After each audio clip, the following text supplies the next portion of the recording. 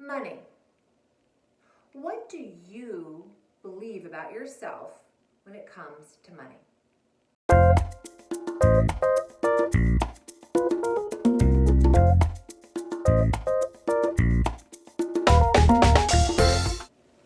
Think about it for a moment.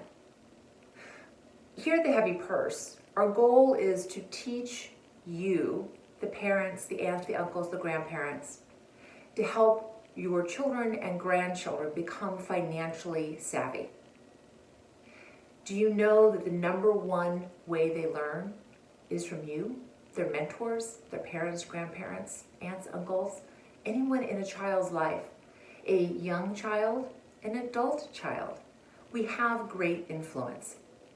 I'll never forget, I was walked into my very first financial advising firm when I was 27 years old, and I was the only woman. Actually, there was one other woman who came a couple years later on the floor at the time, and I am a CFP, so I do comprehensive planning, and I was starting to acquire clients, which is an interesting thing. Without a lot of life experience, I was starting to see clients, but good education, had my CFP. And I thought, all right, I did everything I could to be prepared. I had great mentors and leaders helping me if I had any questions to make sure I was doing the right thing all the time for the client. So I thought I was prepared until I had a client come in or I should say a prospective client come into my office and looked at me after they sat down. We talked for a while and I said, would you like to work with me at the end of the conversation? And the gentleman in the couple said, I probably let this conversation go on longer than I should. You just don't look like a financial advisor to me. And I had to pause for a moment. And I said, well, what does a financial advisor look like? He said, not you. And after they left, I was devastated. I was 27, I was building a practice, and I thought, oh my goodness, what am I supposed to look like? Do I put my glasses on? I started wearing glasses that I didn't need. Because I thought, oh, maybe that will make me look smarter. Do these make the difference of what I know about money? Biases in how we view money is pervasive in how people work with their money. Teach your children not to have biases around money. It's not that he thought I didn't look like a financial advisor, it's that he made me think that maybe I didn't fit the bill or the role. And nothing could be further from the truth. 26 years later, I've got a thriving practice. I love what I do.